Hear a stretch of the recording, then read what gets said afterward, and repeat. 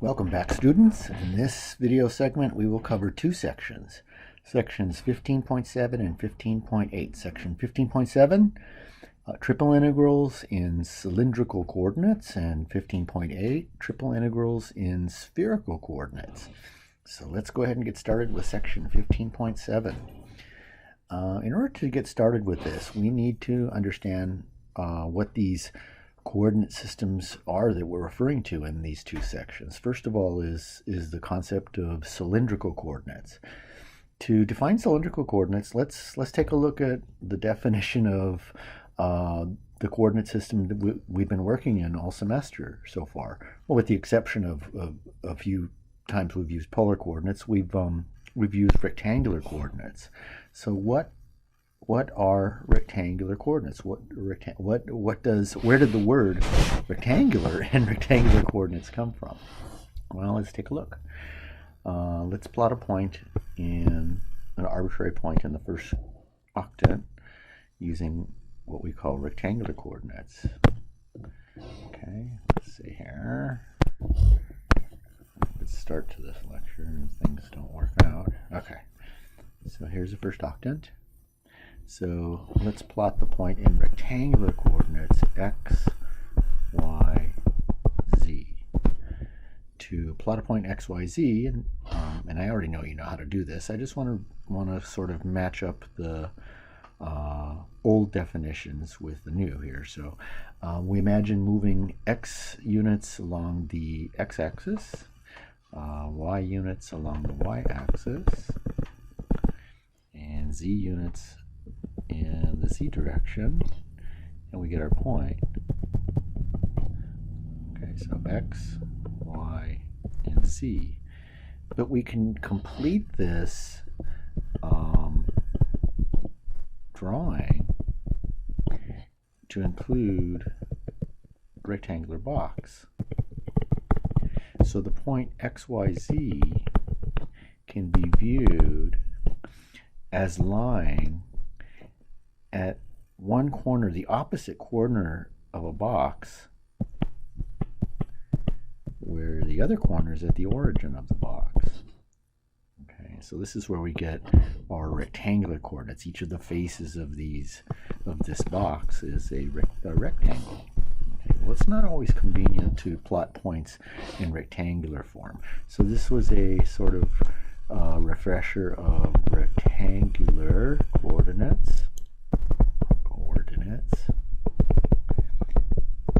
It turns out that in many applications, it's more convenient to, instead of viewing points as lying at a corner of a rectangular box, to, for example, in this section, or specifically in this section, to view points as lying on a vertical cylinder. Okay. At first that might seem kind of strange, so let's take a look what I'm talking about here. I'm going to draw a vertical cylinder. Okay, so here's my best drawing of the moment of a vertical cylinder. Okay, let me see if I can do a little better than that. Let's see. Here. Oh my goodness.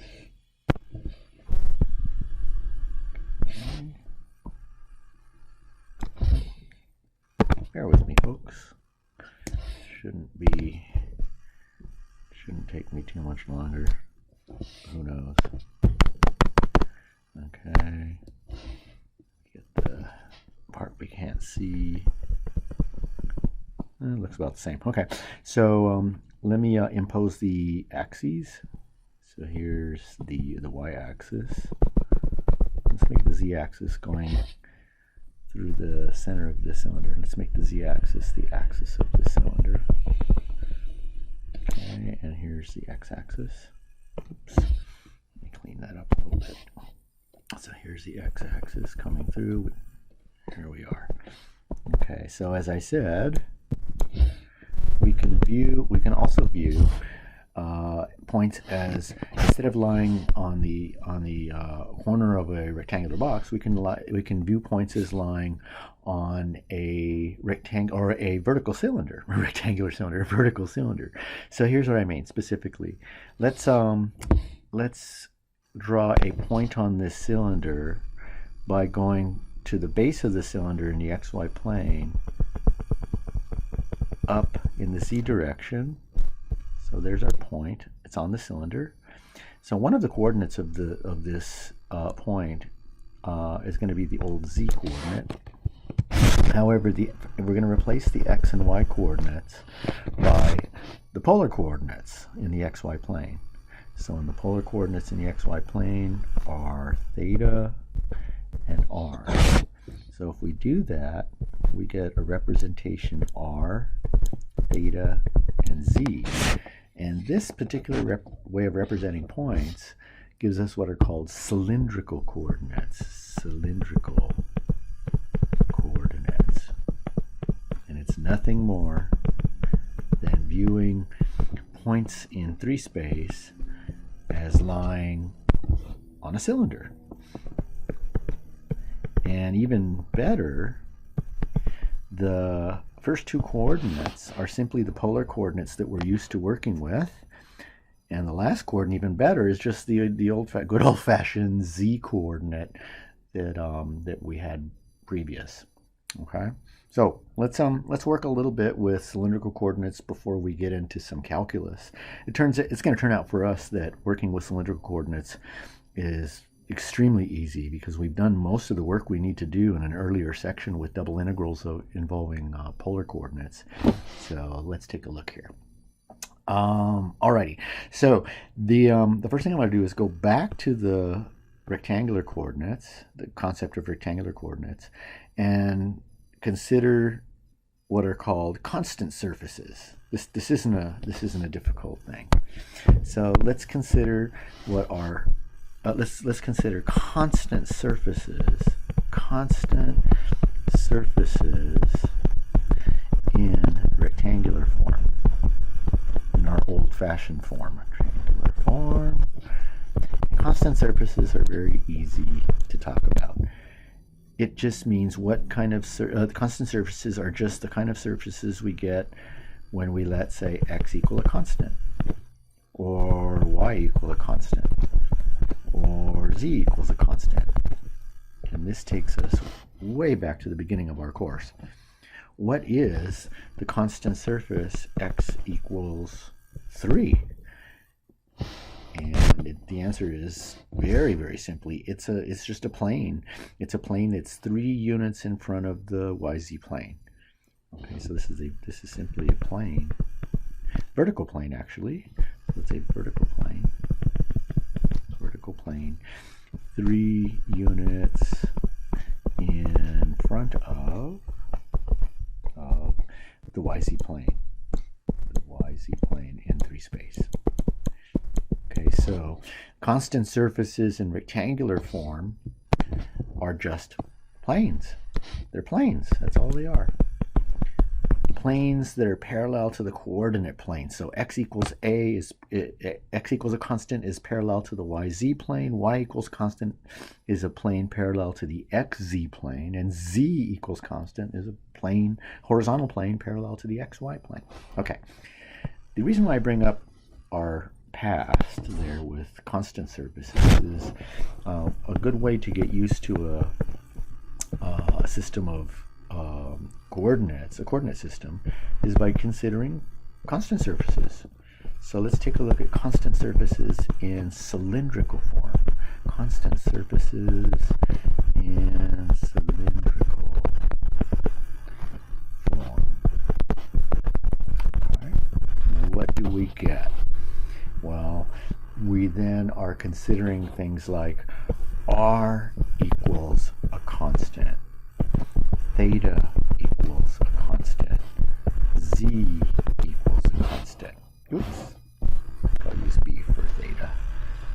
Theta equals a constant, and z equals a constant. The third, z equals a constant, this is old news for us.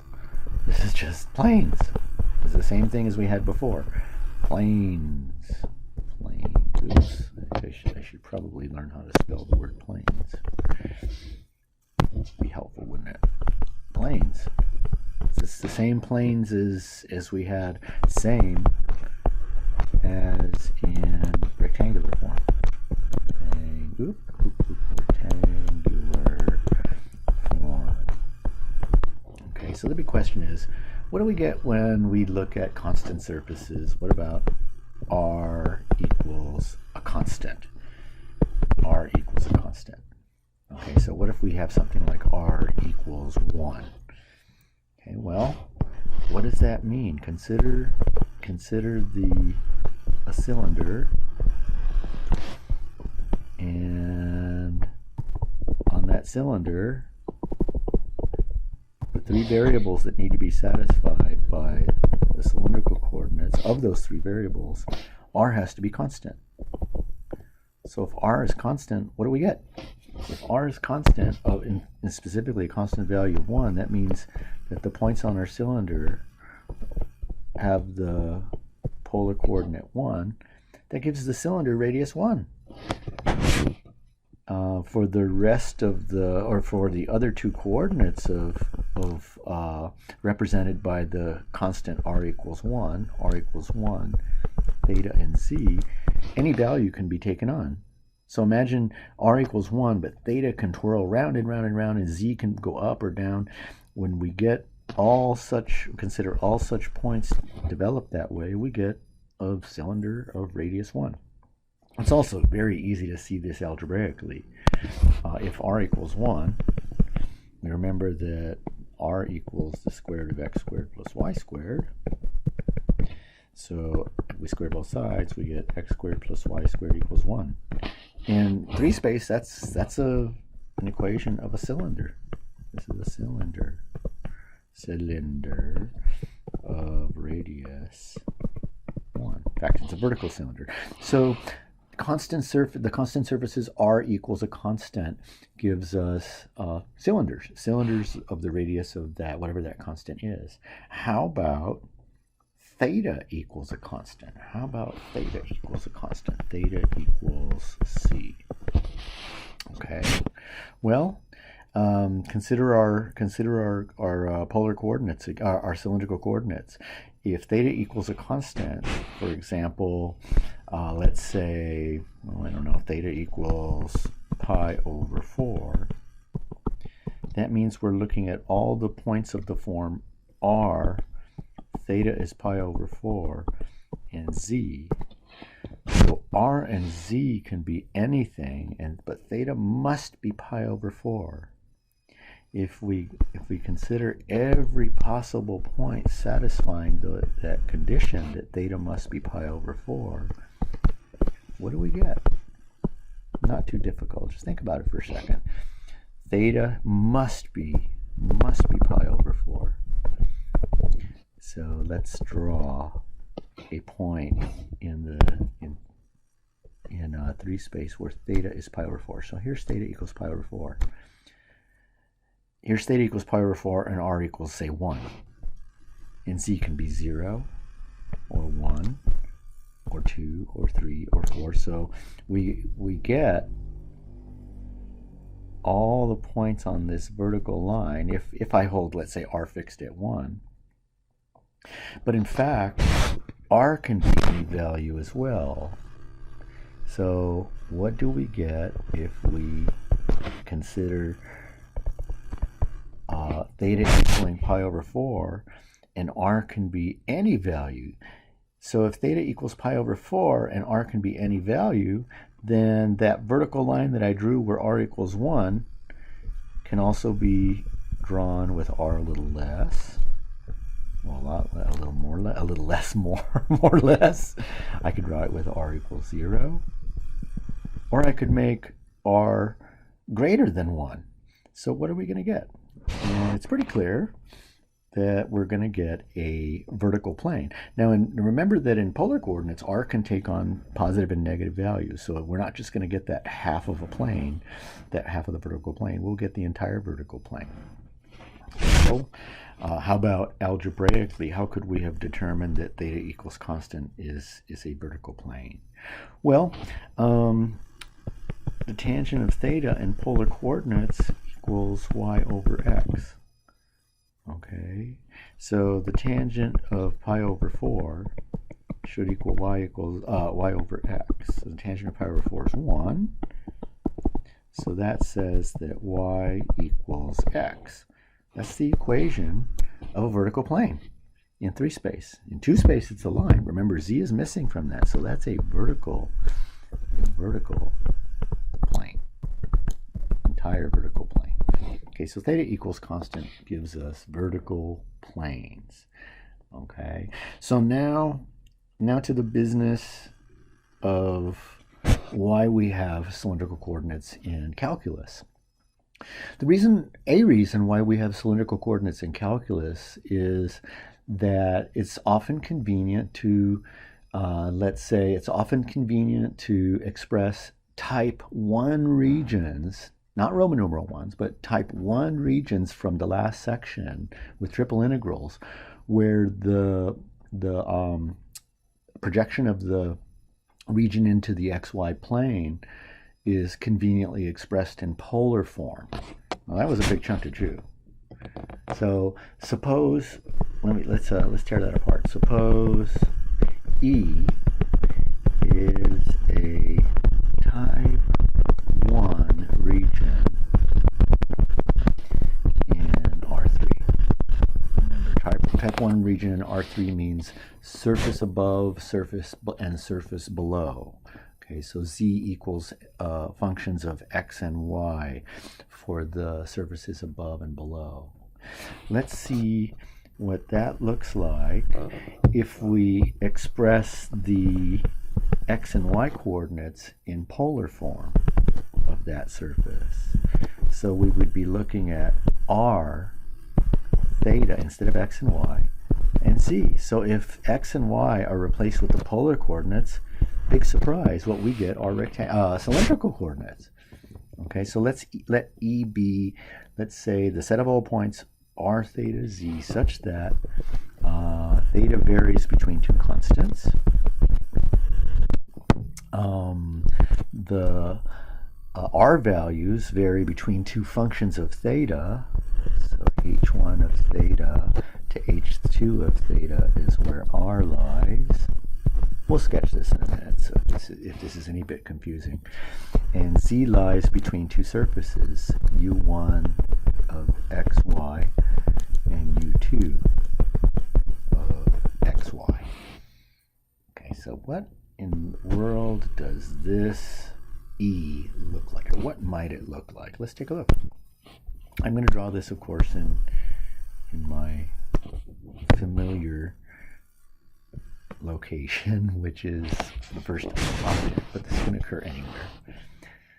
So I'm going to draw a couple of radial line segments that we'll be using in a minute. Okay, those radial line segments correspond to angles in the xy plane alpha and beta. Okay, now keep in mind that I'm given in the xy plane, I'm looking at the polar coordinates. So in the first quadrant here in the xy plane, here is our h1 of theta. And let's go out a little further along these radial lines, and let's draw a second function, h2 of theta. Okay, so what we're looking at is h2 of theta on the outside. That means farthest away from the origin, radially outward, and theta equals h1 of theta, or r equals h1 of theta on the inside.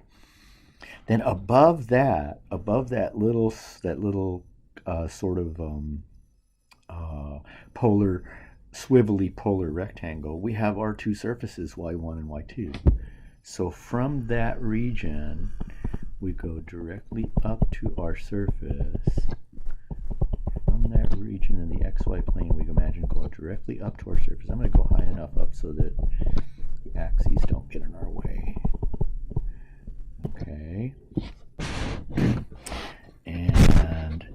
first surface might look like something like this. Let's see here. Let's do this,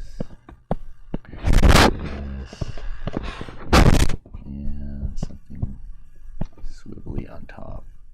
So here's our first surface, U1 of R and U1 of X and Y. And then if we go a little higher still, we get our second surface. Let's say U2. Maybe I can make that a little better looking. We'll see. In fact, I do want to try to make it a little better looking. Let's see, I'm going to come up a little higher. Oops. Be careful here. Okay. So here's our second surface. Call that second surface U2 of X and Y. U2 of X and Y. So the important thing to realize is that this is a type 1 region. We have the two surfaces U2 and U1 on top and bottom respectively, but the projection in the XY plane is a polar region. It would be in the terminology that we used in the previous sections, it would be a polar region, general polar region. Okay, so in fact, that's just for clarity. I'm going to, in green, I'm identifying D as the region that projects into the XY plane, and D is given by the equations that I'm marking off in green. Hopefully, I want my output to be in green also. That's that portion algebraically of that region E that I identified above. Okay, where still the Z varies between the two surfaces X1, U1 and U2. Okay, so this is very simple for us to consider if we're okay with type 1 regions from, I think it was section 15. Oh, it's the last section, 15.6. So how do we evaluate triple integrals over type 1 regions? Let's go through that again. I want the triple integral over the region E of f of x, y, z, some function f of x, y, z, which does not depend on the surface. It's just some external function external to our region. It has nothing to do with our region in general. Okay. Well, from last time, what do we know? We know from last time, I'm going to indicate that here. This equals is from 15.6 that the triple integral gets reduced to or converted into a double integral over the region in the xy plane d of the integral from u1 of xy to u2 of xy of f of xyz dz, and then we integrate that doubly dA over the region D. Okay, now I'm going to interpret D as a polar region. So I'm going to replace the last two integrals, the double integral, with the iterated integral that we did when we integrated in polar form. The inner integral doesn't change, although there's a slight change we have to accommodate. But let's take a look at the last two integrals. The last two integrals are going to be r dr d theta. Don't worry about the innermost integrals. It's the last two. And look at our region. R goes from h1 of theta to h2 of theta, and theta varies between alpha and beta. Now that innermost integral is as z varies from u1 of xy to u2 of xy. Well, we can't integrate x and y. So we replace x and y by the polar coordinates.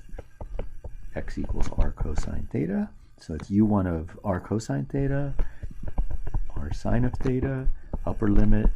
We replace x and y with their polar coordinates, r cosine of theta, r sine of theta. And not only that, within the function itself, we need to replace x and y with their polar coordinates. We're in cylindrical coordinates now, so the x and y are replaced with functions of r and theta, and x equals r cosine theta, y equals r sine of theta. In polar form, z is still z, and that gives us dz, r dr, d theta. Okay. Now, that r that's between the dz and the dr can definitely be factored out of the dz. So I'm going to do that right now. I'm going to do that right this second. And instead, I'm going to writing it as dz r dr d theta. I'm going to write it as r dz dr d theta. This is a big chunk to chew. It looks like we've done a lot of new stuff. And I want to reassure you, and part of that reassuring is going to come from our example that there's not that much new going on with cylindrical coordinates. Okay. Okay. So here's that example I promised you to illustrate this. So I want. There's a dog again. Yeah, my dog doesn't like cylindrical coordinates, so he was objecting a little bit. Okay, so here's our example. This example is a volume problem. So find the volume. Volume of the solid enclosed by.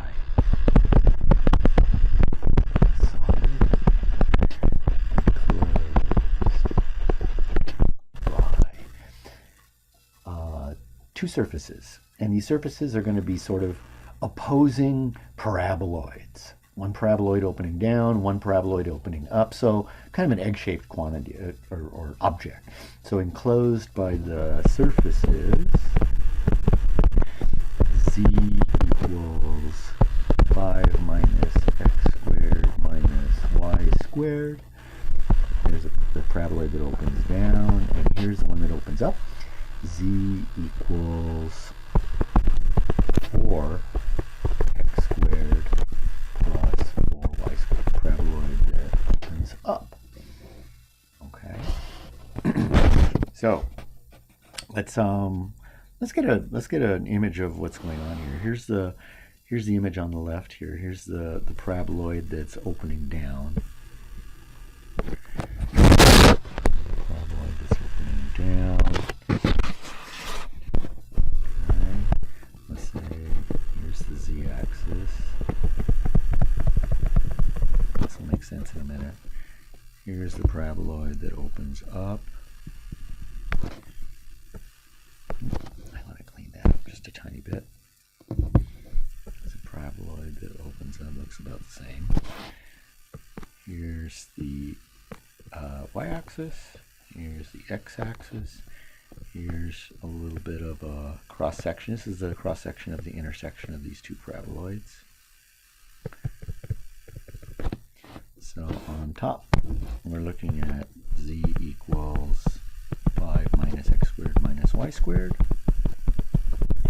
On the bottom, we're looking at z equals 4x squared plus y squared. And from our work last time, we could do this entirely using rectangular coordinates.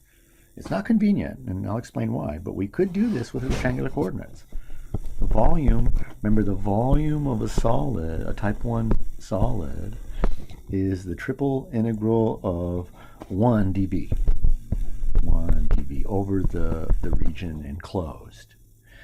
Okay, and from our work last time, this gets reduced to the double integral over the projection of this region in the xy plane. And just so we have it here, projection in the xy plane. What is it going to be in the xy plane? Well, of course, we have two circular paraboloids intersecting the vertical circular paraboloids, so their intersection is going to be in a circle. I hope that's pretty clear. Okay, so it's over, we're integrating over the region D, which is that little green circle in the xy plane. Only part of my letter D is turned to me. Okay, and there it is in the xy plane.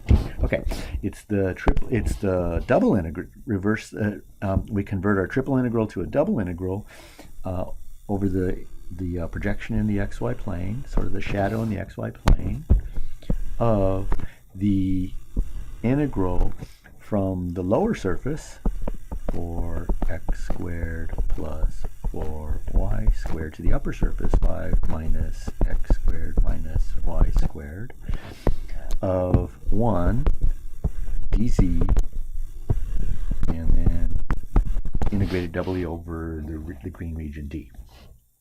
Okay, so we're going to switch over to cylindrical form now, which is, again, nothing more than switching to polar coordinates but keeping z as just z, the rectangular z. Okay, well, we need to know about what that intersection is in the projects down into the xy plane. So how do we get the intersection of two surfaces? We take the equations that represent the two surfaces and we set them equal to each other. So we get 5 minus x squared minus y squared equals 4 times x squared plus y squared, 4y squared, or 5 equals 5x squared plus 5y squared. Factor out 5, divide by 5. So x squared plus y squared equals 1. So we get the unit circle. The unit circle in polar form has equation r equals 1. Okay, so there's our intersection. There's our region D. So our volume, switching over to a kind of glorified version of polar coordinates, which is called cylindrical coordinates, our outer two integrals become, and remember the outer two integrals are the innermost one r varying and outermost one theta varying. So r varies from, oh, I'm sorry, I'm talking about the first I'm talking about the outer two integrals, without reminding us that we're going to have to switch the innermost limits to r variables. So that may have stuck out in your mind. So to the outer two, r varies from 0 to 1, and theta varies, to sweep out that entire little green circle, theta varies from 0 to 2 pi. The innermost integral needs to be converted into cylindrical form, which is, again, amounts to polar form for us here. 4 times x squared plus y squared. Well, x squared plus y squared is r squared. So we're going from 4r squared to 5 minus the quantity x squared plus y squared. If I factor out the minus, we get 5 minus r squared. The dz and dA become r dz dr d theta. Okay. Let's take a look at evaluating this. It's very simple, especially since the last two integrals in this iterated integral scheme will have constant limits. So if I integrate 1 r dz, I get rz. R is held fixed as we integrate with respect to z, and z then varies between 4r squared and 5 minus r squared dr d theta. So we're looking at the integral from 0 to 2 pi. After we integrate from 0 to 1, substitute z equals 5 minus r squared, so r times 5 minus r squared minus r times 4r squared. 4r squared, and that is integrated then with respect to r between 0 and 1, and then with respect to theta. Now the rest of the integral is very, very simple, so I won't do that on video here. So you would simplify. I'll maybe write out one more step. Simplify the integrand a little bit, or as much as possible actually.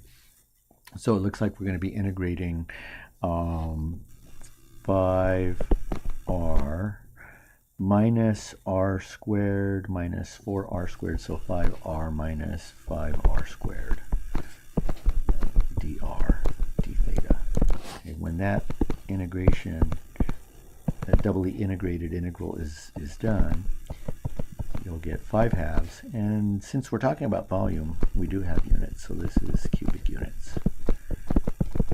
The bottom line is integrating in cylindrical coordinates, or triple integrals in cylindrical coordinates are very, very simple conceptually, especially if we have a firm grasp of type 1 regions. It's just a way of evaluating a type 1 triple integral where the projection in the xy plane is given in polar form.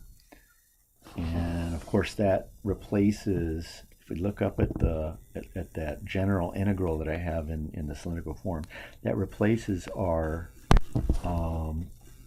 dz dx dy or dz dy dx, or whatever combination you're considering it, we replace that with r dz dr d theta. More about that coming up soon. Is what does that r dz dr d theta represent? Kind of important in our next section. Okay, speaking of which, we're ready for our next section. 16.8. This section is a little more difficult. The section 16.8 is a little more difficult because we're talking about still another coordinate system where we're not just generalizing something that we already knew about. With cylindrical coordinates, all we were really doing with polar coordinates is adding z, inserting adding a new coordinate z. In spherical coordinates, section 16.8, spherical coordinates, triple integrals, and spherical coordinates. The concept of spherical coordinates need to be looked at from scratch. There's nothing really similar from our past that we can draw upon. So triple integrals in spherical coordinates. Let's talk about spherical coordinates. Spherical coordinates. It's common, or it's possible, more than just possible, it happens frequently, that in certain applications in STEM fields, a really good example is astrophysics, but in certain applications in STEM fields, rectangular coordinates are not necessarily very convenient. Cylindrical coordinates are not necessarily very convenient, but a third kind of representation of points in 3 space is convenient.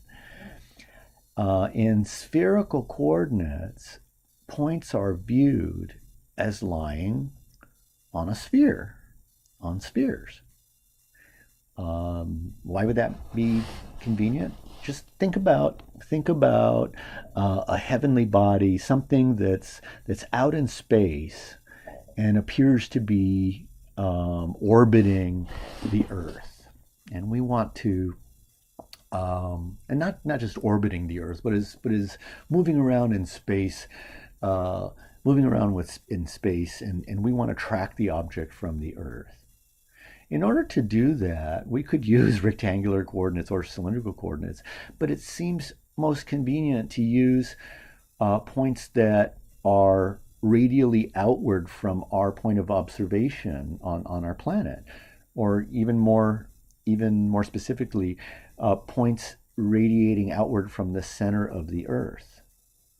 Okay? In fact, that's going to be that quantity, the radial distance from the center of the Earth to the object moving out in space. That's one of the actual coordinates. Okay, but if you really think about it, though, if you're tracking something in space, just stating its distance from the center of the Earth, let's say 250,000 miles from the center of the Earth, that's not quite enough to completely describe the location of the object. If I said, if somebody said, where do you see the object now? And I said, it looks like it's 240 or 250,000 miles away from us. Say this 250,000 miles away from the center of the Earth.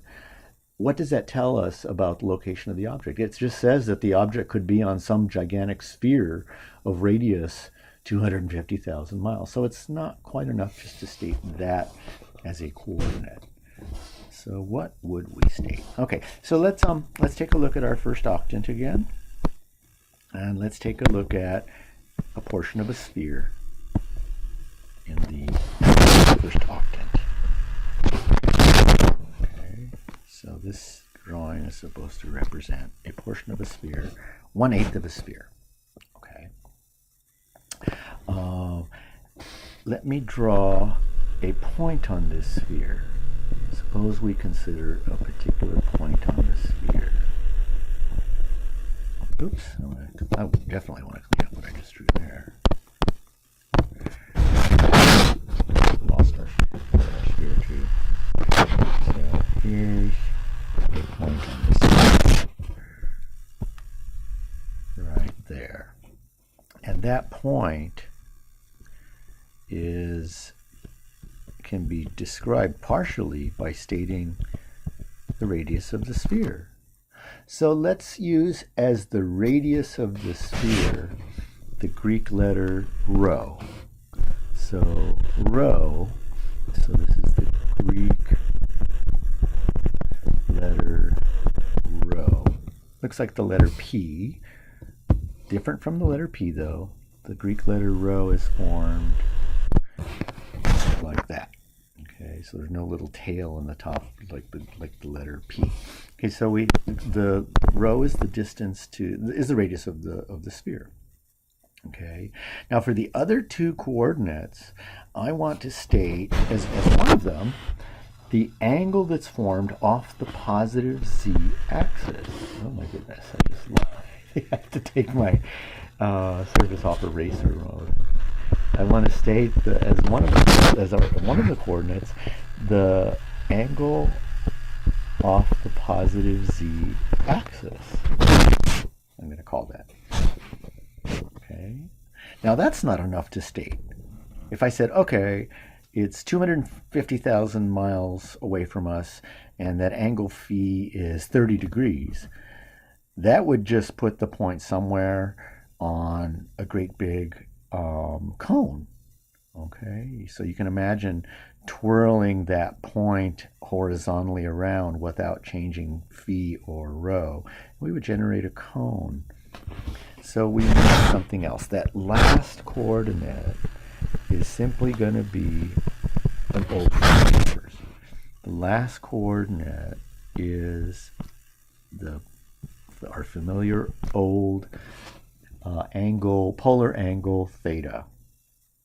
So polar coordinates are given by specifying a distance from the origin, our familiar polar angle theta, and the angle measured off the positive z-axis. Okay. Now, there's a little bit more of a restriction that we have here with spherical coordinates than we had with polar coordinates. I'm sorry, with cylindrical coordinates. With cylindrical coordinates, r, theta, and z, all three of the coordinates could be real numbers, positive or negative. For spherical coordinates, rho, the distance from the origin, is positive. It's a distance, not a displacement. So rho must be between 0 and infinity. Theta is nothing more than our familiar polar theta. or cylindrical theta. So theta can be any real number. The third angle, the third coordinate, phi, doesn't range through all real numbers. Think about what might be necessary for these three variables to to represent an entire sphere. If if the angle phi only varied between 0 and 90 degrees, or 0 and pi over 2, we would generate the top portion of a sphere.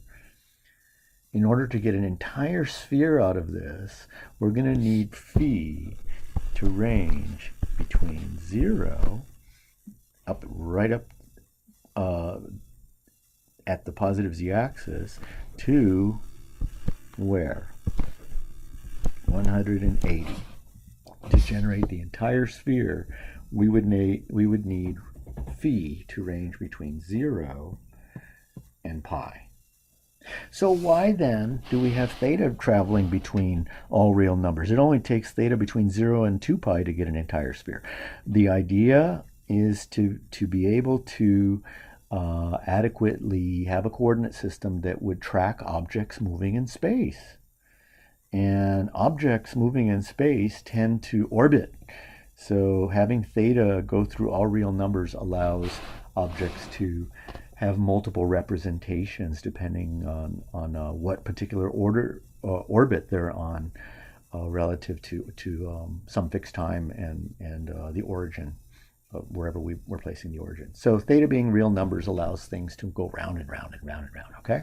Okay, so before we get into some calculus, we need to do a little bit more than we did with cylindrical coordinates in terms of algebra and interpretation, because this is all new to us here. Okay, so what do constant surfaces look like? Constant surfaces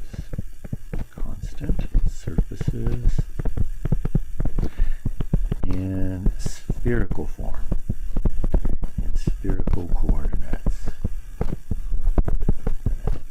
Okay, let's take a look at some examples. Now I'm talking about rho equals constant, or phi equals constant, or theta equals constant. Really, the only new thing for us is rho equals constant and phi equals constant. There's a little something new with theta equals constant too, even though theta is the same polar the same polar variable. So let's take a look. Let's take a look at these specifically. So what does rho equal a constant represent? Your hint is that it's the easiest thing in the world. Maybe not quite the easiest thing in the world. Rho equals constant. Rho was the distance from the origin to the point. If the other variables are not specified, that means phi and theta can go through all the angles that they're allowed to go through. Namely, phi goes from 0 to pi and theta it can be a real number. What do we get? We get a sphere. Imagine going from the origin out to your point. Let's say rho equals 1. If rho equals 1, that means, and theta and phi are not specified, that means that I'm on a sphere of radius 1 centered at the origin. So this is a sphere.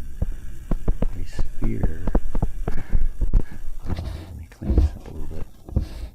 This is a sphere of radius 1. Sphere of radius 1 centered at the origin.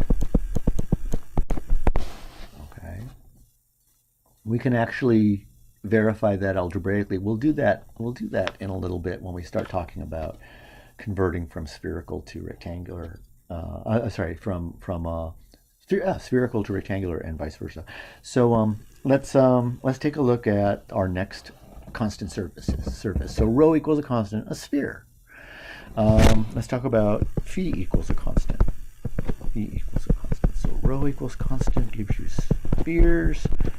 What does phi equal constant represent? Okay, so imagine graphing all the points in spherical coordinates where, let's say, phi must be pi over 6, 30 degrees. So what does that mean?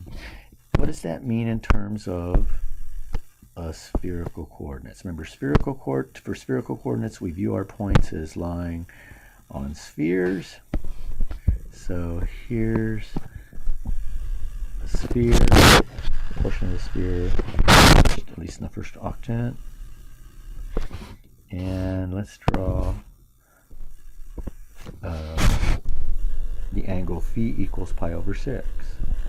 So here's pi over 6. That would all turn out nice. Okay.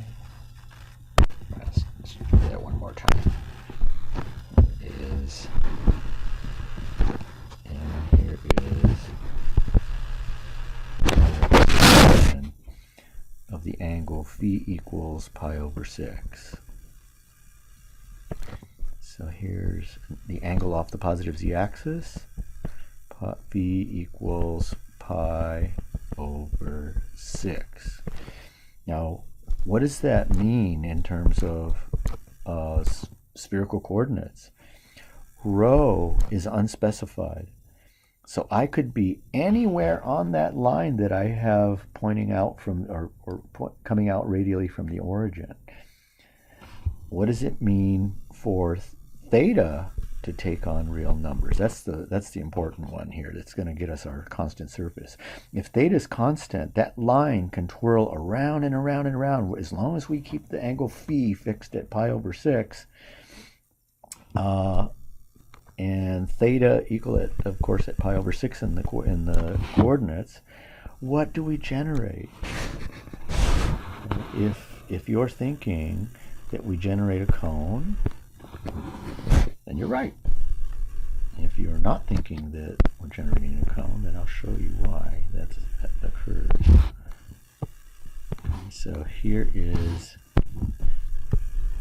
what we get when phi must equal 30 degrees at pi over 6. Theta being unspecified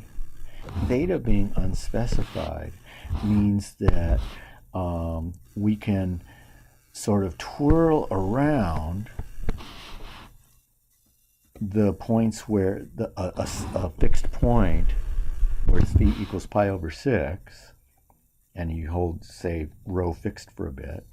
So that would generate a circle. But if rho were smaller, you would get a smaller circle and twirl that point around as long as phi is fixed at pi over 6. So if you imagine choosing points in spherical form where phi equals pi over 6, holding rho constant and twirling or letting theta go all the way around, you get a circle. If you let rho get a little smaller, you get another circle. Rho get a little smaller, still another circle. So we tend to generate this cone. So phi equals a constant gives us cones. Phi equals a constant gives us cones. The last one, constant surface, theta equals constant. Well, if theta is constant, we get almost the same thing we did as in cylindrical coordinates. If theta equals constant, we get a vertical plane, but we don't generate in the entire vertical plane. And here's where I want you to see that. So here's our sphere. In a minute, here's our sphere. At least the eighth of the sphere, first octant. Now imagine that the polar angle must be fixed at, say, pi over 4. So let's imagine that theta must be fixed at pi over 4. Okay. So in terms of the other two variables, rho can be anything, and phi can be anything. So if we hold rho fixed, at least temporarily, hold rho fixed, now we're on a sphere. keeping theta at pi over 4, that means we're at all the points along the little red circle that I've drawn, plus the portion of the circle that would continue in below this. Okay, now let rho get bigger. And now we can consider all the points on a larger circle with phi held fixed. So what we generate is not a plane, but the half of a plane. If you imagine rho a little smaller, you generate another little piece of a circle, rho smaller, rho smaller, rho smaller, rho smaller. So we generate points radially outward, holding theta fixed at pi over 4. And of course, remember, there's the portion of the circle below this. We're generating a half of a plane that way. Half of a plane. Why? Because rho has to be positive. Rho doesn't go negative on us like r could. R could be negative in polar or cylindrical coordinates. That generated the entire plane. Theta equals a constant in cylindrical form. And in spherical form, theta equals constant gives us a half plane, a half of a plane. Okay? Okay. So some of you might have noticed that I didn't say half of a cone before. I should have. The cone generated by phi equals a constant only considers the upper part of the cone, not the portion below. And we remember when we talked about quadric surfaces, a cone has a portion that opens up, the upper part of the cone, or the lower portion of the cone. Okay, so we only get the upper portion of the cone. So phi equals constant, half of a cone. Theta equals constant, half of a plane. Rho equals constant, an entire sphere. Not just a half a sphere, but an entire sphere. Okay. The next thing we need to do before we move into the calculus of spherical coordinates is we need to examine the relationships between spherical coordinates and rectangular coordinates. This is going to be a new topic for you. It wasn't a new topic before because we had talked in cylindrical coordinates. We were just basically generalizing polar coordinates. Okay, so I'm going to draw a section or portion of a sphere. Same old shape of sphere that I've been drawing all semester long. Okay, and I'm going to draw a point on the sphere. I'm going to indicate its spherical coordinates, and I'm also going to draw in its rectangular coordinates. So here's a point. Here's a point on the sphere. Let's draw in the spherical coordinates and the rectangular coordinates. So the spherical coordinates, let's say I'll do in red. Rho, phi, and theta. Theta in the picture here. Theta is, again, just a plain old, ordinary polar theta. All right. So now let's draw in green the rectangular coordinates, x, y, z. Here's y, here's a right angle, here's x, here's a right angle, here's z. Now, in order to be proficient with spherical coordinates, I'm going to need transformations of coordinates. I'm going to need equations that will transform between spherical and rectangular and spherical. Okay, so let's do that. Let's maybe look at transforming a series of equations that transform from spherical to rectangular. Let's say I want a set of equations that will transform from spherical to rectangular. That means I'm given the rho, the theta, and the phi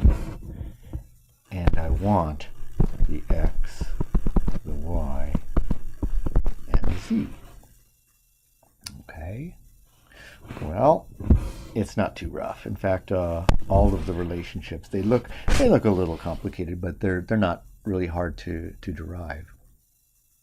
So I know rho, theoretically, I know rho, phi, and theta, rho, theta, and phi, and I want x, y, and z.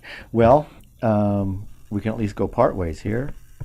X equals r cosine theta. Y equals r sine theta. Those are the polar coordinates. These are not spherical coordinates. These are polar coordinates or cylindrical coordinates. But the x and y now are in terms of theta. All I need to do is eliminate that r from those two equations and make that r in terms of the spherical variables. Okay, so let's go back to our drawing.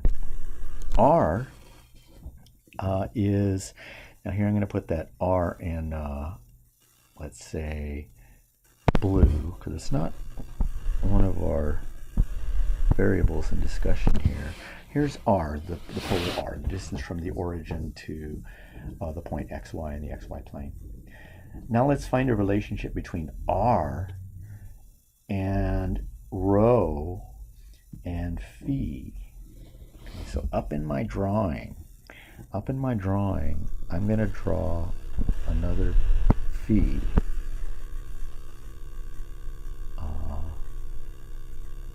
Right there.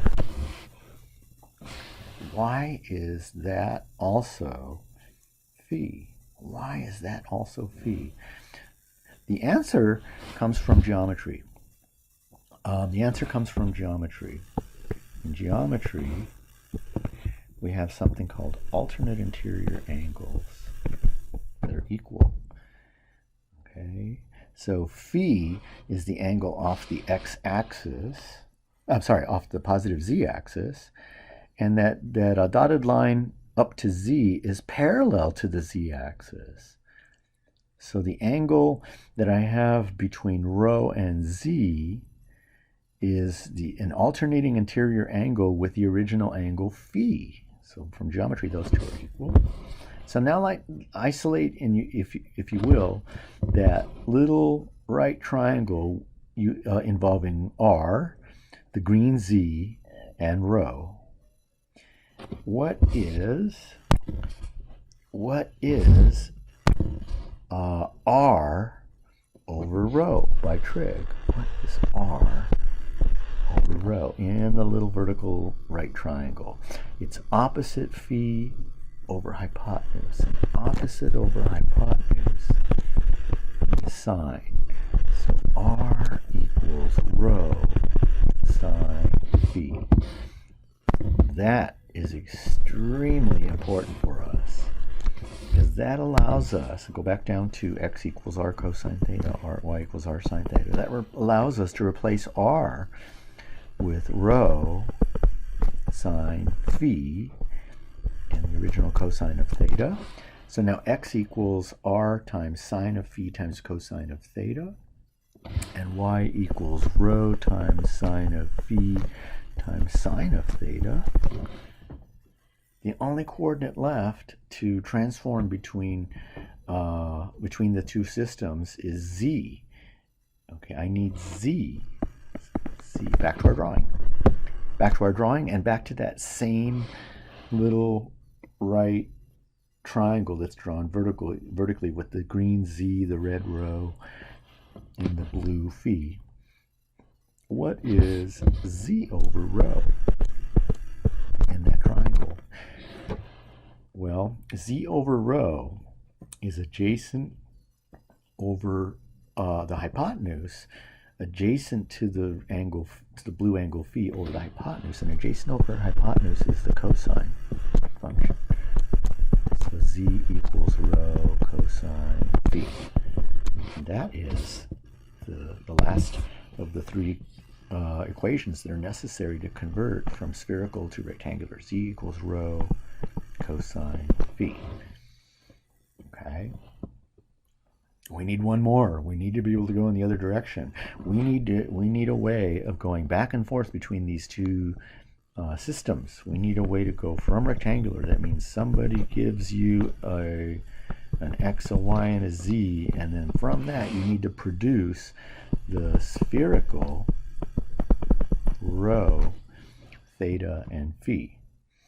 Okay, so we're given the rectangular, we're given the green guys, x, y, and z, if you will, and we need the red guys, rho, distance from the origin, theta, same old polar theta, phi, angle between the positive z-axis and the point. Okay, so let's do that. Okay, so let's take a look at the variable rho. Go back to the drawing, how is the variable rho related to the rectangular coordinates x, y, and z? And the answer is very simple. If you think back to the very first day of our, or not first day, but the first week of our lecture when we looked at the distance formula. The distance formula was really just a statement of the Pythagorean theorem. And remember, the Pythagorean theorem generates or generalizes to 3 space. So rho squared equals x squared plus y squared plus z squared. It's simply a statement of the Pythagorean theorem. So rho squared equals x squared plus y squared. Oops, plus there. Rho squared equals x squared plus y squared plus z squared. So that's the equation that you would use to find rho. Just take the square root of both sides, the positive square root, because remember, rho, unlike the polar r, which could be negative or positive, rho needs to be positive. So there's how we get rho out of x, y, and z. What about the angle theta? That's an easy one. The tangent of theta equals y over x. That's the relationship we learned between x and y and theta from trig. Okay. So finally, what about phi, the angle phi? Well, the hint comes from our transformation of coordinates z from before. From before, we have z, let me do this in a different color. We have z equals rho cosine phi from our transformation of coordinates before.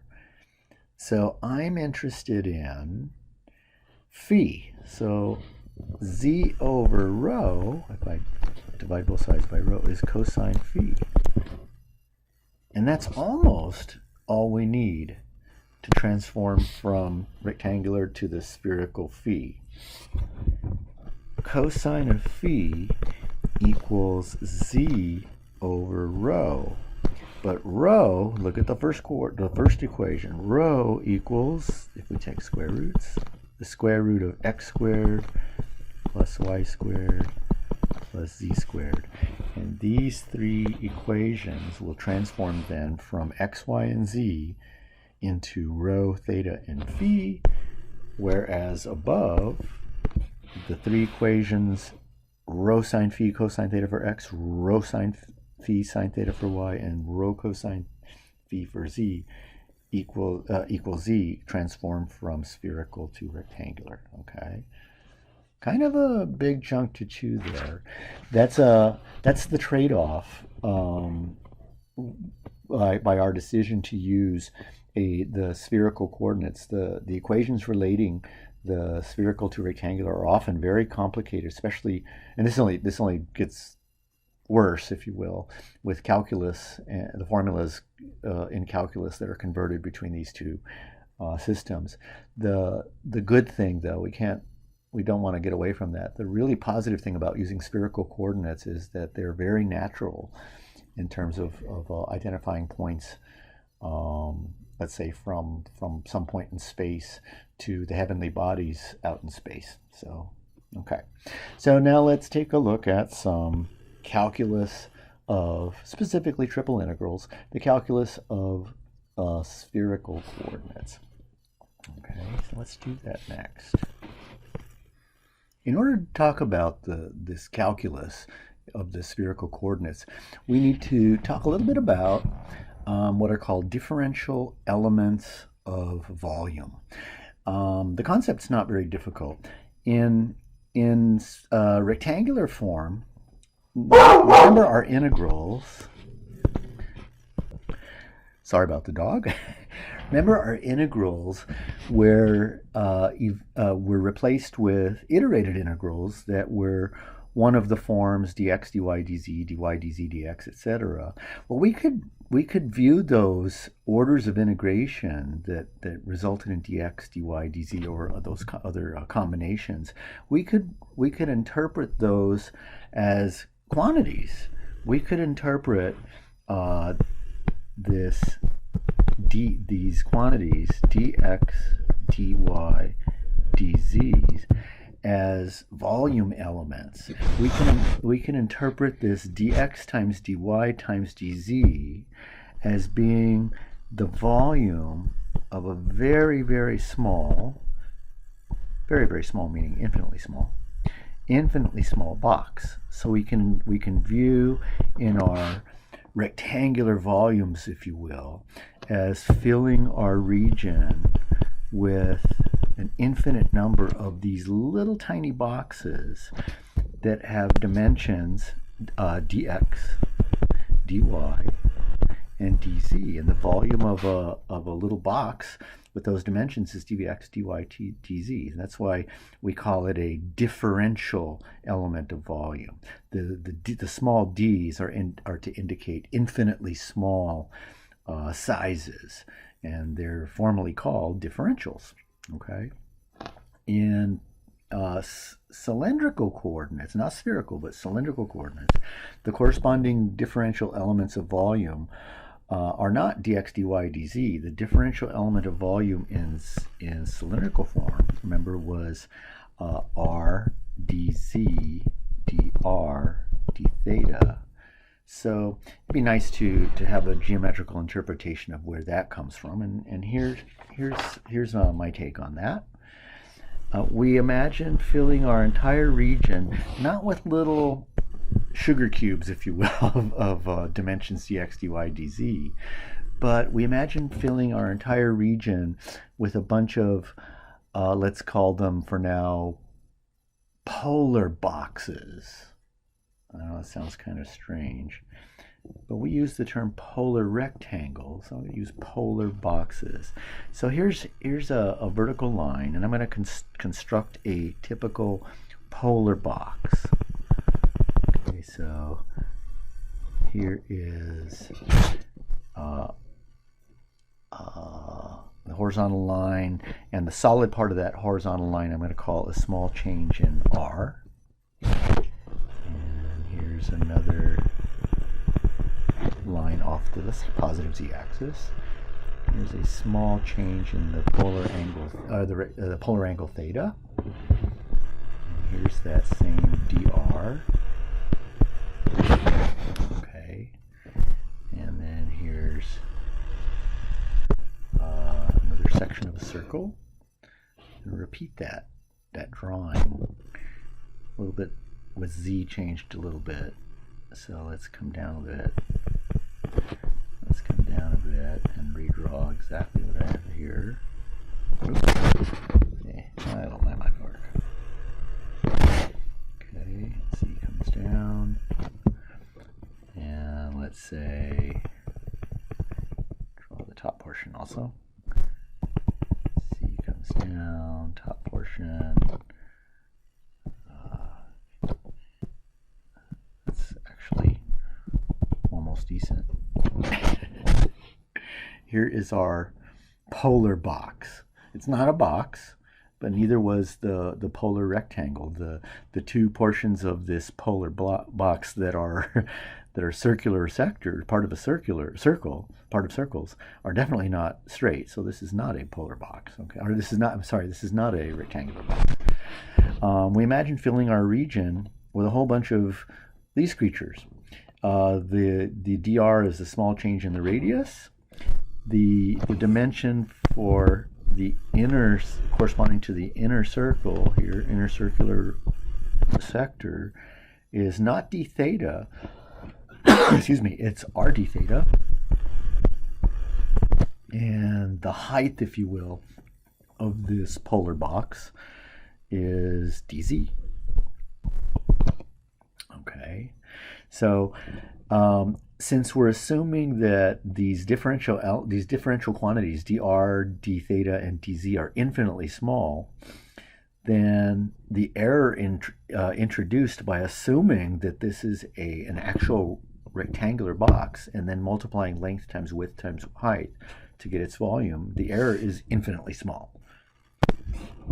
And that statement can actually be made pretty precise. So let's assume that we interpret this as a regular rectangular, and multiply length times width times height. So the volume would then be r d theta. I can write a little better. R d theta here would be r d theta. R d theta. Length times width, dr, times height, dz.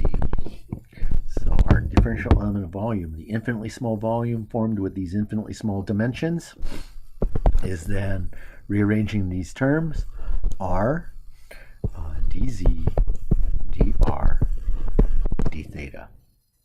Okay, this device, this little device, by interpreting things geometrically and assuming that we get zero error by pretending that we're looking at a rectangular box, this device is extremely common in physics to use, and it can be made rigorous, it can be made precise using mathematics, and in that part of mathematics called differential geometry. So what we're doing here is actually legitimate. Okay, so now we need to do, and this is pretty rough, we need to do a similar thing in spherical form. We need to form what's called a differential element of volume in spherical form. Okay, so let's do that next. Okay, so I've used a little video magic here because I needed to draw a portion of a sphere, our usual portion of a sphere, and part of what we're going to need to create our spherical differential element of volume. That is, in spherical coordinates, what do we imagine filling our region in 3D with using spherical coordinates? Okay, so now what you're looking at is a portion of a sphere and two circles or portions of circles on that sphere. Okay, and the portions are separated, the little circles on the sphere are separated, let's say, by the polar angle theta. So here's a small change in theta. We'll call that d theta. Okay, so I'm going to construct my differential spherical box. Differential spherical box. So let's imagine going from the origin up to one of those little circles. The origin radially outward up to one of the little circles. Okay. Now let's imagine increasing theta a little bit by d theta. If we do that, we move in a circular path to the next circle and then draw the rho value up to that circle, to that point. Oops. I might have to redo this a little bit. That's okay. Doable. Okay. Took away too much. Okay. I just need to take away. Oops. I keep taking away too much. I just need to take away a bit of the circle. Red circle. Okay. So, and then I'm going to draw a little piece of a circle that gets us from one point to the next. Okay. So now imagine increasing phi a little bit, the angle off the positive z-axis by a little bit. If we do that, and go up to that first circle, we end up hitting about right there.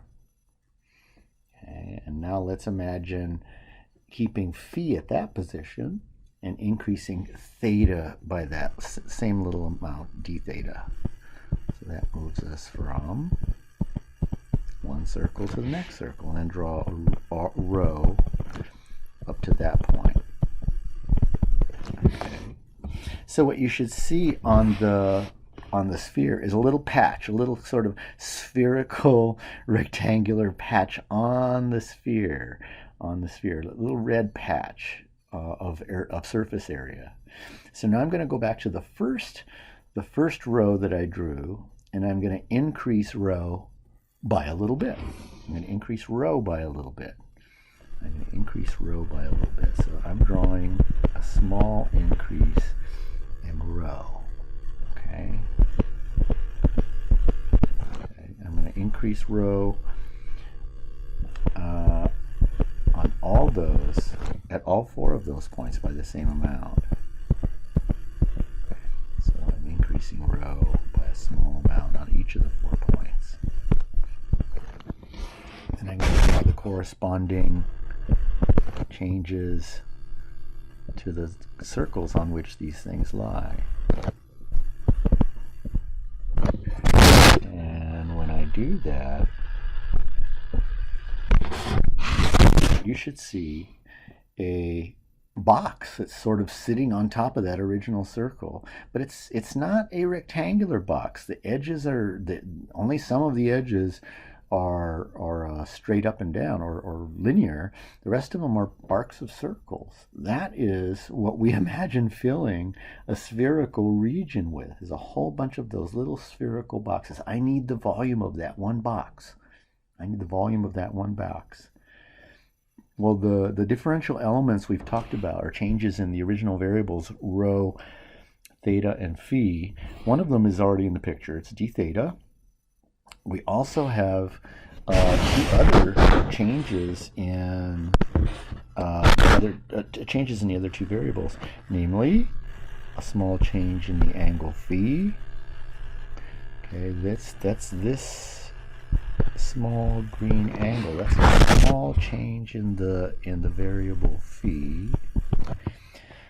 The distance that I pushed away from the origin outward to get that the top of this box, that corresponds to a very small change in my rho. So d rho is actually that small change in distance. Well, so far I only have one actual physical dimension of that box. That's d rho. D phi and d theta are changes in angles. Those are not length quantities. Those are not length quantities at all. So we need the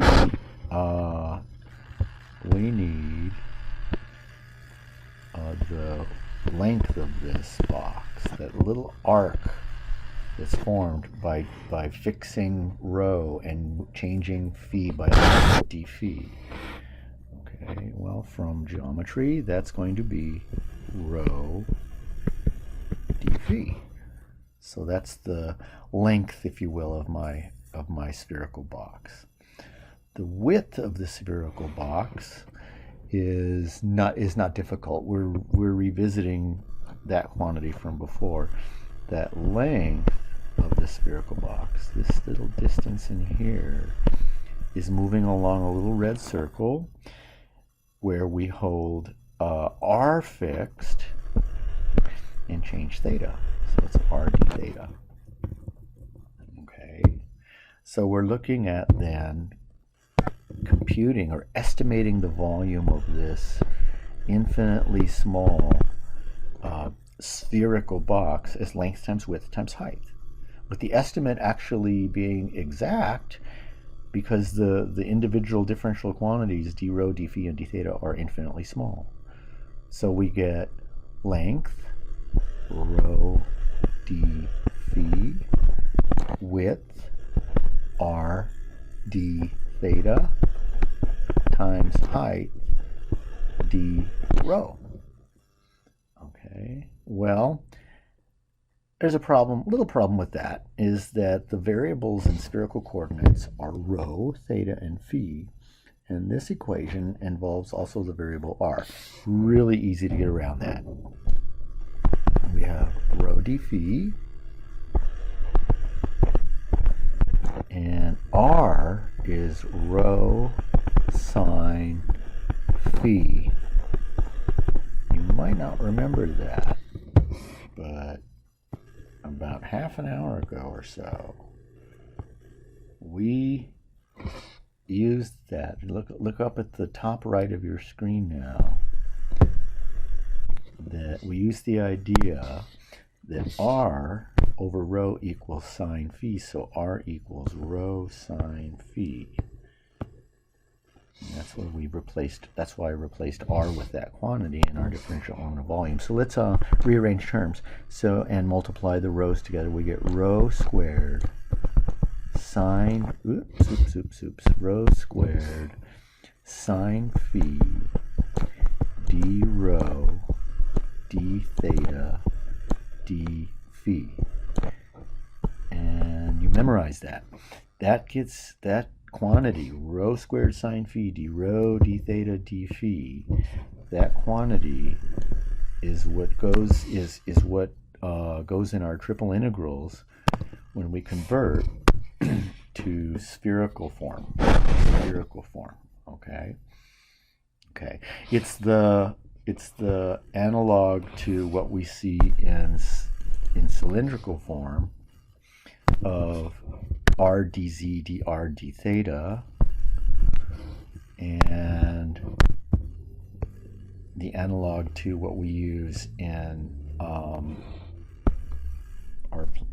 old familiar rectangular form of dz dv is dz dx dy dz. Okay, so these three forms, dx dy dz, rho dz dr d theta, and the most complicated form, rho squared sine phi d rho d theta and d phi, those go in all of our triple integrals when we convert them to iterated integrals in the different forms. Okay, so in different coordinate systems. So let's talk about, to end this lecture, let's talk about integrating evaluating triple integrals in spherical forms. So the first thing we're going to do is consider the analog to the simplest form of solid that we integrated in rectangular form. The very first thing we did is we integrated over a rectangular box. The very first thing we did was to integrate in rectangular form over a rectangular box. The rectangular box looked like AB cross CD cross RS.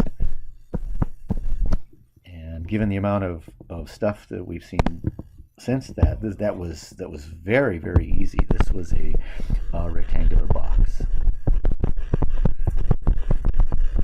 There was no need to worry about type 1, type 2, type 3 regions because the limits of integration were constant. We need to look at a spherical box. A spherical box is not really a box because it's not rectangular in shape. It's the volume that lies, or the solid that lies between two spheres. Let's say the first sphere has radius A, the second sphere has radius B. Between two polar angles theta, alpha and beta, and between two spherical angles phi, C and D. So the spherical box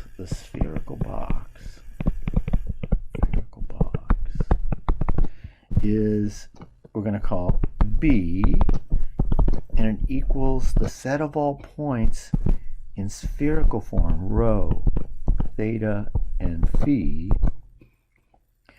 such that the rho varies between A and B. So we're talking about the area between the volume between two spheres, one of radius A and one of radius B.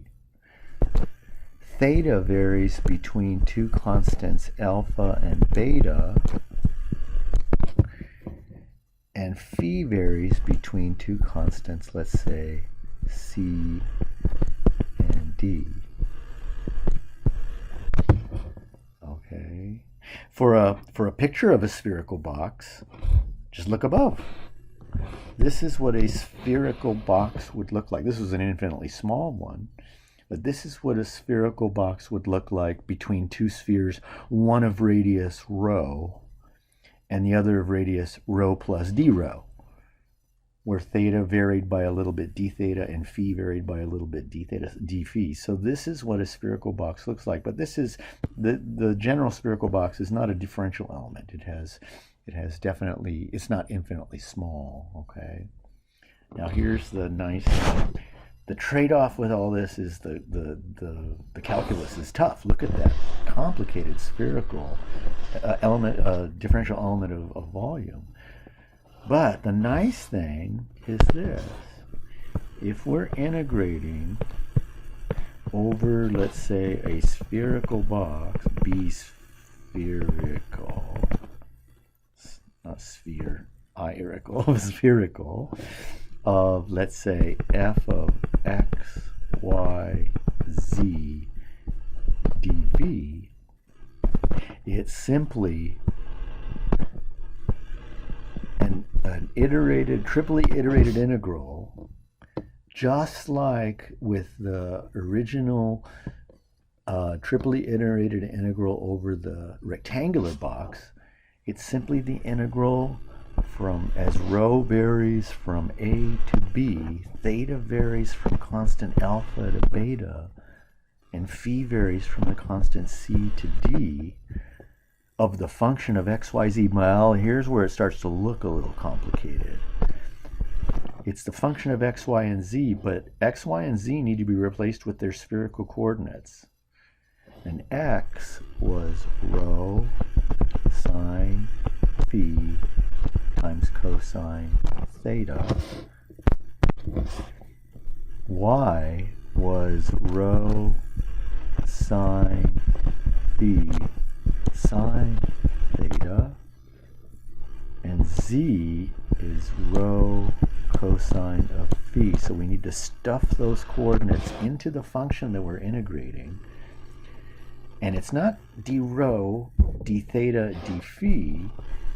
It's rho squared sine phi d rho d theta d phi. This is what goes into all every differential portion of the triply iterated integrals in spherical form. Not d rho d theta d phi, but rho squared sine phi d rho d theta d phi. Okay, so let's see here. The last thing we need to do is to, and this is the most complicated thing that happens here, and even it's not that bad. The last thing we need to do is to generalize from the spherical box to the more general spherical surfaces. Now I want you to think about a good analogy here. The analogy is our generalization from the rectangular box that has all of its sides as being parallel planes, opposite sides are parallel planes, to, let's say, the type E1 region, where we took the bottom of the box, the nice plane-shaped bottom of the box, and made it a general surface, and the top of the box and made it a general wavy surface. So the analogy now is to take the spherical box, whose opposite sides radially outward are just two constant spheres, to make them general spherical surfaces, to make them lumpy spheres. The best analogy I've heard about this is to consider the to consider and the example's kind of creepy, but consider a cancerous tumor. What would that look like? It won't look spherical. It'll look sort of like raisin shaped, a lumpy sphere. So a general spherical region, solid, a general spherical solid looks like a portion of a that's inside of a lumpy sphere, or inside of a tumor, a cancerous tumor. Okay, or it's like slicing out and radially outward a portion between two lumpy spheres. Okay, there's I'm reminded that there's an actual picture in your textbook of what I'm talking about, and I should have had that ready. It's for a nice picture of what I'm talking about, a bumpy sphere, on page 1091 in your textbook, in the 8th edition of Stewart's textbook. He has a picture of a bumpy sphere. So if you can imagine that lumpy sphere, or that raisin that's pictured on page 1091, number 47, and inside of that is another lumpy sphere. We want the region that's contained between those two. So that's going to be how we end this section, with this thing called a spherical solid.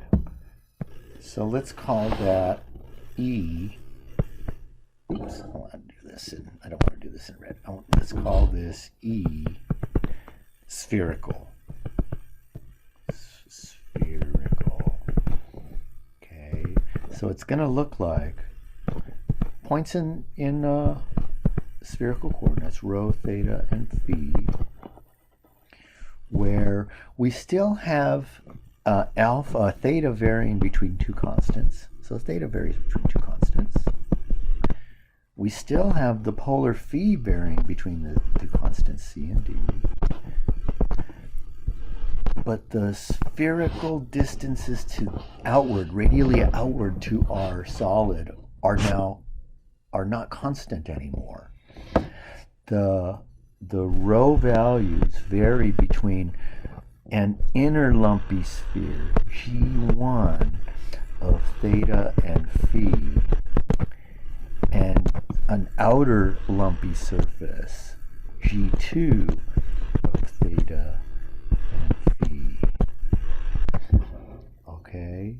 Now the nice thing, if there's such a thing, about this is that while the surface can be wildly complicated in terms of if we were to convert it to the regular old rectangular coordinates, the triply iterated integral is not that complicated. It's not that complicated at all.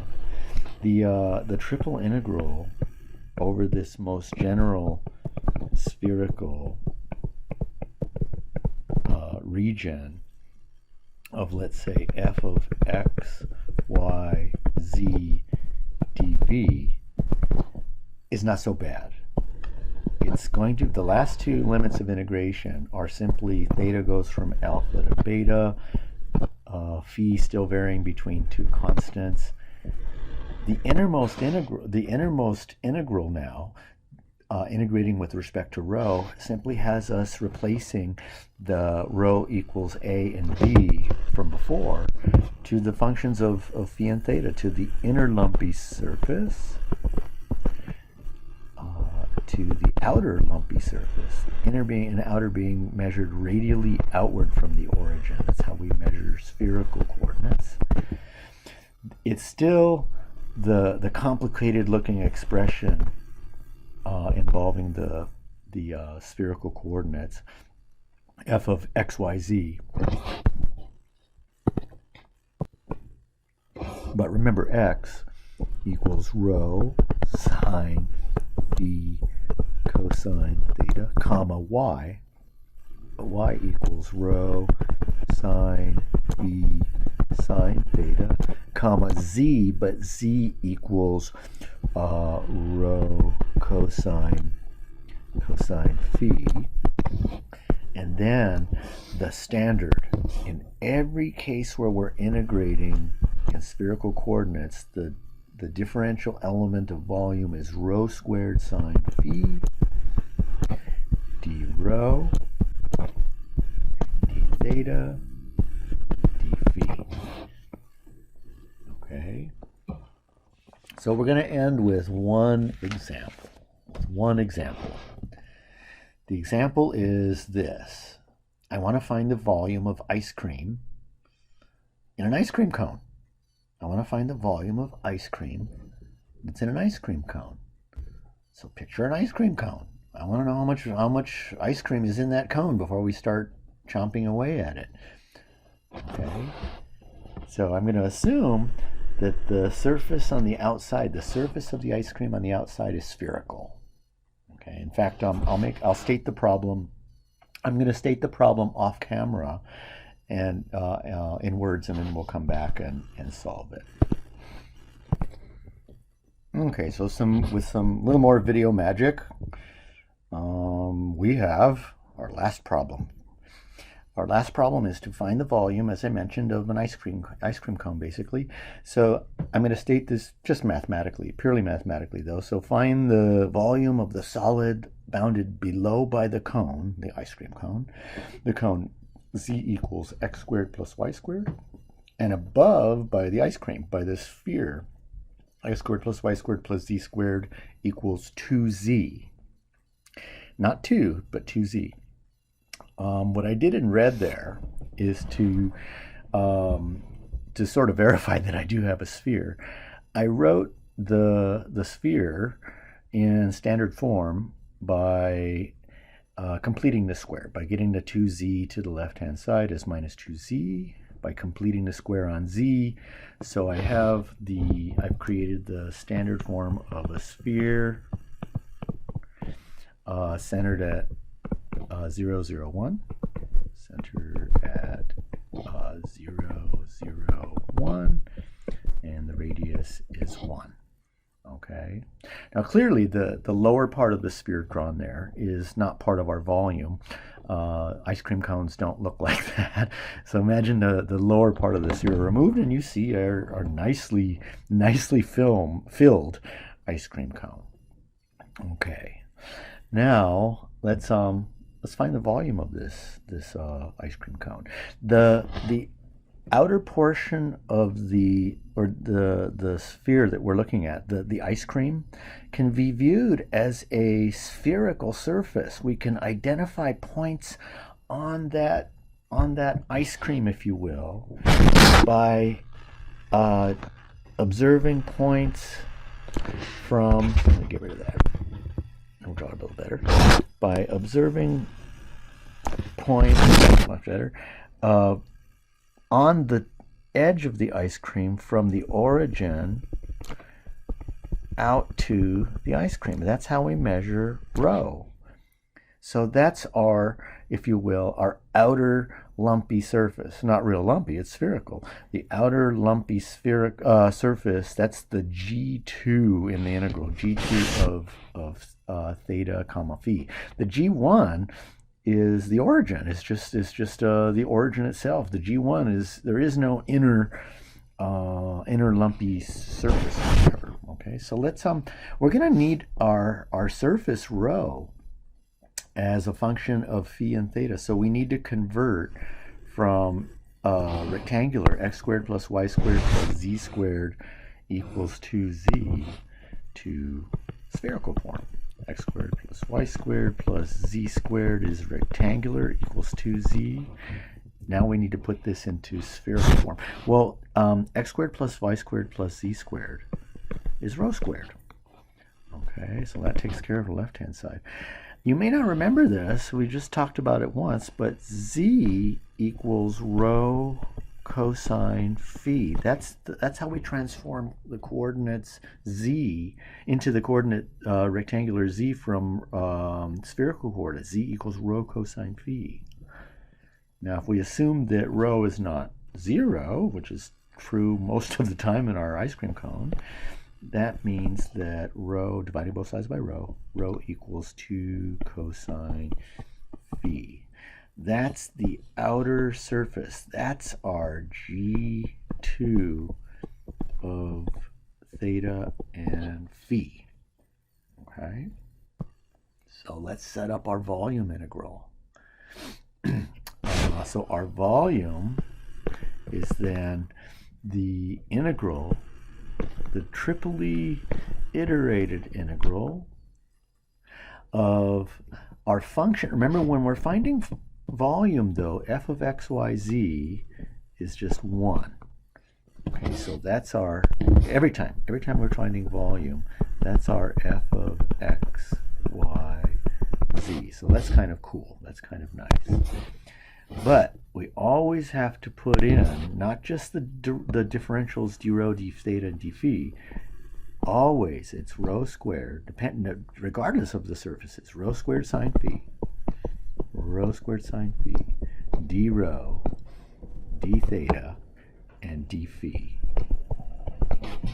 Okay, so let's get those limits of integration in, and then evaluate this integral to get the volume of our ice cream. Okay, well, rho varies. Rho varies not up and down, right or left, front and back. It varies outward from surface to surface. Rho varies from 0 to the lumpy surface on the outside, the actual ice cream, to cosine phi. Okay. The limits on theta are pretty easy. Theta is the regular old polar theta in the xy plane. In order to sweep out all the ice cream, what are we going to have to let theta do? Well, theta will go from 0, and to get all the way around this ice cream, theta should vary between 0 and 2 pi. The only thing left before we evaluate this integral are limits on phi. Remember, phi is the angle off the positive z-axis. Look at that little dotted row line I have on our ice cream.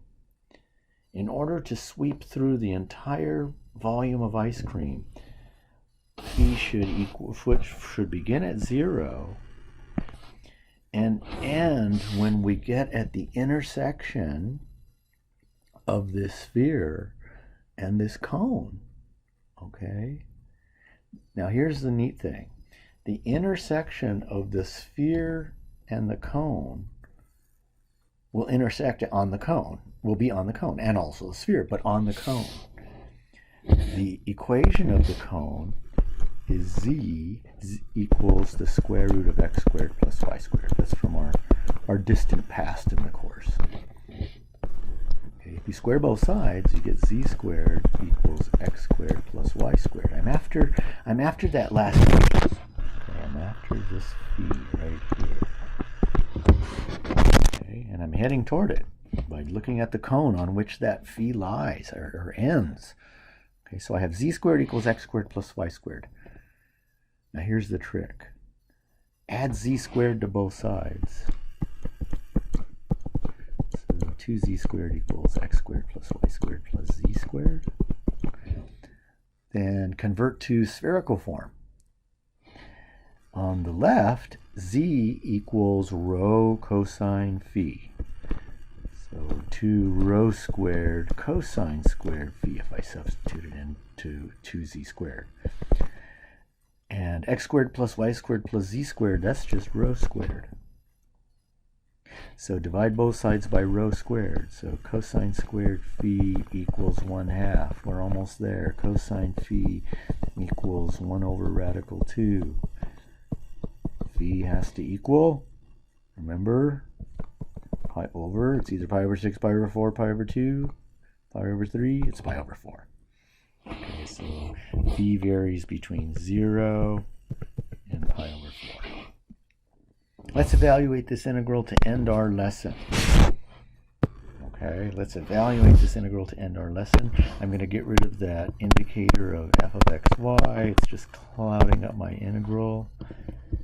Let's do it. Okay, the innermost integral, integrating with respect to rho, leaving the last two integrals, iterated integrals alone. The integral of rho squared with respect to rho is 1/3 rho cubed. Sine of phi is constant with respect to rho, so it's still sine of phi. But this is as rho is carried between 0 and 2 cosine of phi, and then we integrate with respect to theta, and lastly we integrate with respect to phi. Okay, so let's substitute by the fundamental theorem of calculus. Let's substitute rho equals the upper limit 2 cosine phi in for rho. So I have 1/3 2 cubed cosine cubed. Clean that cubed up a little bit. 2 cubed cosine cubed phi sine phi. At the lower limit, rho equals 0. I get 0 cubed, which is 0. So we then would integrate this with respect to theta and with respect to phi. Well, the integral with respect to theta is real simple. None of that in there has theta in it. None of there's the cosine cubed phi and sine of phi, no theta in there. So if we integrate a constant, if we integrate 1, let's say, with respect to theta from 0 to 2 pi, all we're going to get is 2 pi. So really, this is 2 pi. That's what we get from integrating with respect to theta. 2 pi times the integral from 0 to pi over 4 of that 8/3 cosine cubed phi sine phi d phi. I'm going to get that 8/3 out of there.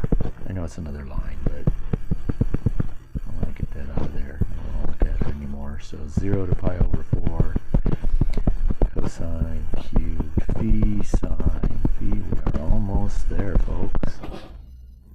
Okay. How do I integrate this? Way back in Calc 2, we have powers of sine and cosine. Even Calc 1, we could do this. If we let u equal cosine, du equals negative sine. So this is super easy. If we were to let u equal sine, right, not sine. I were to let u equal cosine of phi, du would equal negative sine of phi d phi. So we're looking at u cubed times negative du. U cubed times negative du. The integral of u cubed times negative du is simply negative u to the 4th over 4. This is as phi is carried between 0 and pi over 4. Make that more look like a phi in there. Okay. At both these limits, we get a contribution. Cosine of 0 is 1, so we can't ignore the lower limit. The upper limit, cosine of pi over 4, is 1 over radical 2. And 1 over radical 2 to the 4th power is 1/4, I think. Yeah, 1 over radical 2 to the 2nd power would be 1/2. To another 2nd power would be 1/2 times 1/2 and 1/4. So we're really looking at negative 1/4 over 4 minus the value at the lower limit, but we already have a negative in the antiderivative. Cosine of 0 is 1. Let me clean this up just a little bit more. This is, wow, I can factor out that 1/4, and that 4 will go into 16 4 times, so 4 pi over 3 times minus 1/4 plus 1, which is 3/4, or pi. And this is ice cream. So it's going to have units, cubic units of ice cream. Let's make it cubic yards. I'm getting hungry. Cubic units of ice cream. And that's our solution. All right, folks, that's a big chunk to chew. That ends sections 15.7 and 15.8. And I'm looking forward to talking with you again soon.